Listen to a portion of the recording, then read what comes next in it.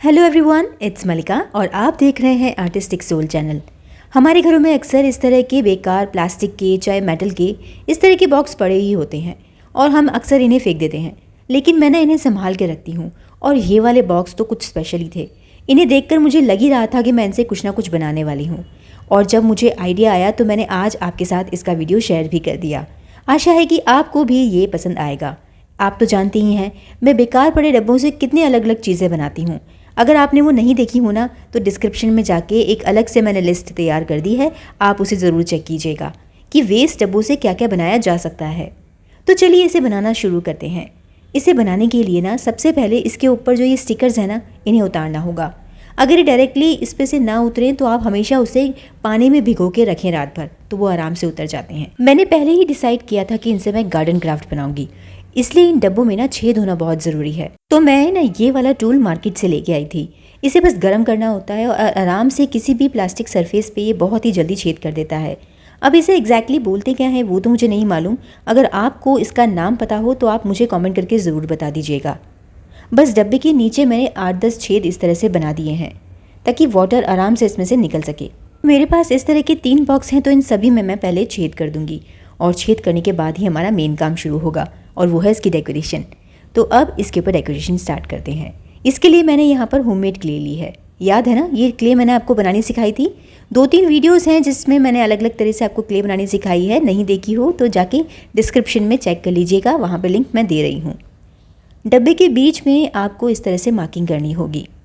अब यहाँ पे इस क्ले से मैं एक नोज़ और लिप की शेप देने की कोशिश करूँगी। बहुत ही आराम से इस वीडियो को मैं आपको दिखा रही हूँ ताकि आप भी जब इसे बनाने बैठे ना तो आपको पता हो कि एग्जैक्टली करना क्या है। अगर आप घर पे बने क्ले का इस्तेमाल नहीं करना चाहते तो मार्केट से जो क्ले मिलती है ना उसे आप ले आइए, वो भी बहुत अच्छा काम करेगी और आपका टाइम बचेगा अगर आपने पहले से क्ले तैयार करके नहीं रखी है तो। धीरे धीरे छोटे छोटे पीस को इसके साथ जोड़ते हुए और बहुत ही बेसिक से घर के ही टूल्स का इस्तेमाल करते हुए इस नोज़ को मैं शेप दूंगी। इसके बाद हमें लिप्स बनाने हैं, तो यहाँ पर मैंने एक बहुत ही मोटी लेयर की क्ले ली है, उसे इस तरह से मैंने डायमंड शेप दी है। मैं यहाँ कोई भी मार्केट के टूल्स इस्तेमाल नहीं कर रही हूँ।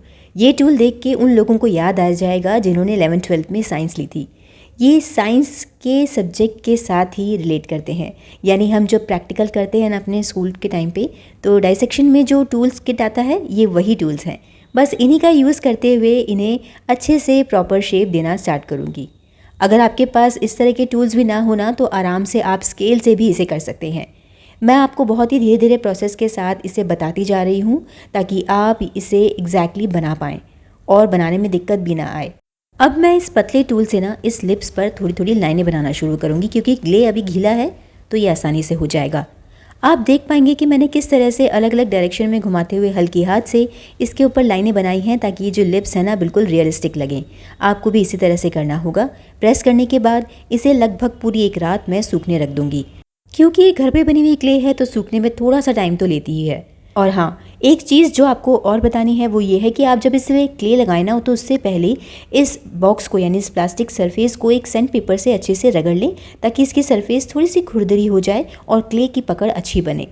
अब आपको मैं बताती हूँ कि मैं बची हुई क्ले का क्या करती हूँ। मैं हमेशा इस बची हुई क्ले से ना छोटे छोटे बीड्स बना लेती हूँ जो मेरे किसी ना किसी क्राफ्ट में तो काम आ ही जाते हैं। तो क्ले का भी इस्तेमाल हो गया। लगभग एक रात सूखने के बाद इसके ऊपर आगे का काम मैंने करना स्टार्ट किया है। तो सी ग्रीन के ये जो 2 शेड्स हैं इन्हें आपस में मिक्स करके इसका एक मिडिल टोन बना लिया है और इस पर मैं डायरेक्ट इसे पेंट कर रही हूँ। इसमें आपको ये बात का ध्यान रखना होगा कि आपको इसके अंदर बिल्कुल भी पानी नहीं मिलाना है, नहीं तो ये पेंट जो है ना इस बॉक्स पे लगेगा ही नहीं, इससे एक पपड़ियाँ निकलने लग जाएंगी। तो क्योंकि मेरा सी ग्रीन कलर का ही बॉक्स है इसलिए इसके ऊपर डायरेक्ट मैंने ये कलर कर दिया है। अगर आपके पास कोई और कलर का बॉक्स हो तो उस पर सबसे पहले आप एक वाइट एक्रेलिक कलर की लेयर को ज़रूर पेंट कर दीजिएगा ताकि जो कलर हम यूज़ करेंगे वो थोड़े से ब्राइट लगे। डिपेंड करता है कि जो नीचे का सरफेस होता है ना वो कौन सा है। आप इसके ऊपर अगर एक्रेलिक कलर यूज़ कर रहे हैं तो सैंड पेपर से थोड़ा सा रगड़ के थोड़ा सा क्लीन करके उसे इस्तेमाल कीजिए। लेकिन अगर आप ऑयल पेंट का इस्तेमाल कर रहे हैं तो इसे डायरेक्ट यूज़ किया जा सकता है। लॉन्ग टाइम के लिए आप यूज़ करना चाहते हैं तो ऑयल पेंट सबसे बेटर होते हैं। मुझे इस कलर का शेड ऑयल पेंट में नहीं मिला था, मैंने काफ़ी सर्च किया, लेकिन जब नहीं मिला ना तो मैंने एक्रेलिक कलर ही यूज़ किए हैं।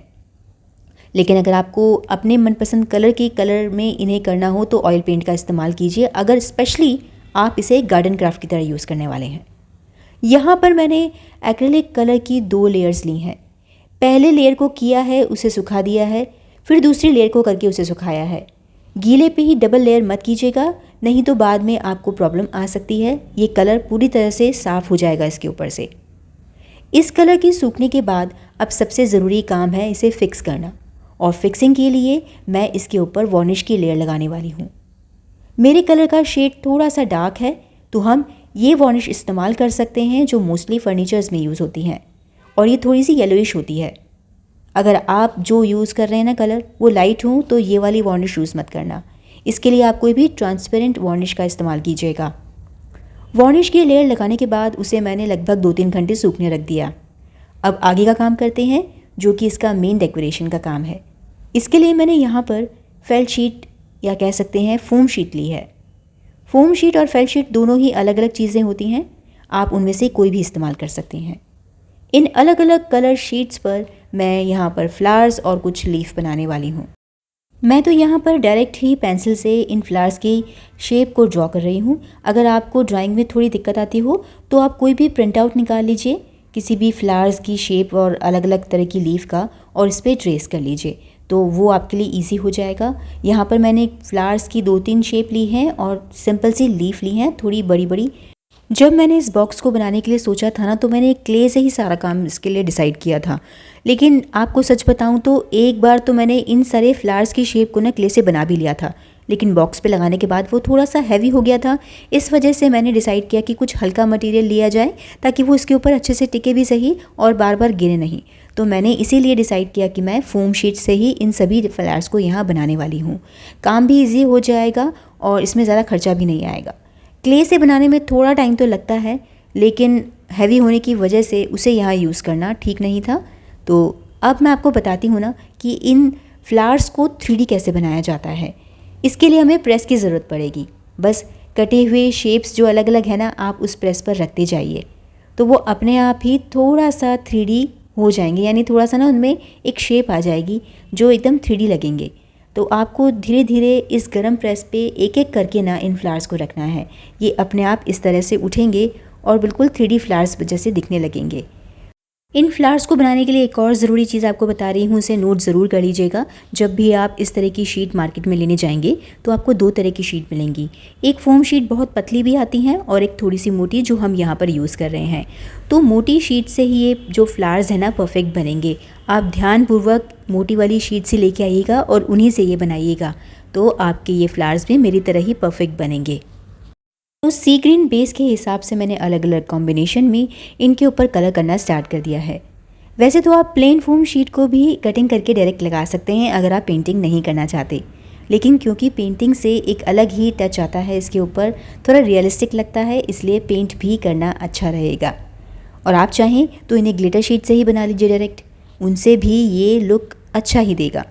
तो सारे फ्लावर्स पर अलग अलग तरह के पेंट्स करके मैं इनकी डिटेलिंग कर रही हूँ और इन्हें तैयार कर रही हूँ इस बॉक्स पर लगाने के लिए। यहाँ पर आप चाहें ना तो रेडीमेड फ्लावर्स का भी यूज़ कर सकते हैं, क्योंकि बेसिकली हमें तो एक वेस्ट डब्बे को इस्तेमाल करके कुछ अच्छा बनाना है।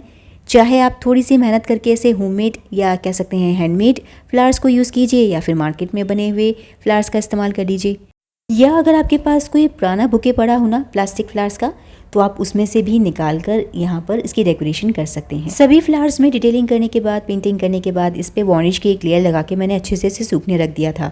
अब ये सारे फ्लावर्स तैयार हैं, तो अब तैयारी है इसे इस बॉक्स पर लगाने की। और इसे मैं कैसे लगाती हूँ वो देखिए। थोड़ी सी ग्लू लगा के पहले ही रख दीजिए ताकि पेस्टिंग के टाइम ज़्यादा टाइम ना लगे। एक एक करके फ्लावर्स को यहाँ मैं इसके ऊपर पेस्ट करती जाऊँगी। ये तो मेरा डिज़ाइन है, आप चाहें तो इसे अलग तरीके से भी लगा सकते हैं, या मेरा वाला डिज़ाइन पसंद आए तो वो भी इस्तेमाल कर सकते हैं। तो धीरे धीरे मैंने यहाँ पर इसके ऊपर ये सारे के सारे जो फ्लावर्स हैं वो पेस्ट कर दिए हैं। तो इसका ये जो लुक है ना, ये कंप्लीट है। तो इसमें मैं कुछ प्लांट्स लगाने वाली हूँ जो कि मुझे अभी तो नर्सरी में नहीं मिले, लेकिन जल्द ही उसे लेकर इसमें लगाकर आपको उसका फाइनल लुक दिखाऊंगी। तो मेरे चैनल पे जो कम्युनिटी पोस्ट है ना, आप उसमें ज़रूर देखिएगा, मैं आपके साथ जल्द ही शेयर करूँगी। इन्हें कंप्लीट करने के बाद हमारा ये वेस्ट डब्बों से बना हुआ प्लांटर बनकर तैयार हो गया है। तो चलिए अब आपकी बारी है, आप बताइए कि आपको इन वेस्ट डब्बों से बने हुए ये प्लांटर्स कैसे लगे। अगर इसमें कोई कमी है और आप इसमें कुछ इंक्लूड करना चाहते तो आप क्या करते, प्लीज़ मुझे कमेंट करके ज़रूर बताइएगा। अगला क्राफ्ट जो आने वाला है वो और भी स्पेशल है क्योंकि वो एक रिक्वेस्टेड वीडियो होगा, तो प्लीज़ उसे ज़रूर देखिएगा और उसके बारे में भी अपना फीडबैक मेरे साथ ज़रूर शेयर कीजिएगा। अगले क्राफ्ट वीडियो के साथ जल्द ही मिलेंगे, तब तक के लिए stay safe, stay healthy and keep crafting. और ये पूरा वीडियो एंड तक देखने के लिए आपका बहुत बहुत शुक्रिया। जल्द ही मिलेंगे एक नए क्राफ्ट आइडिया के साथ।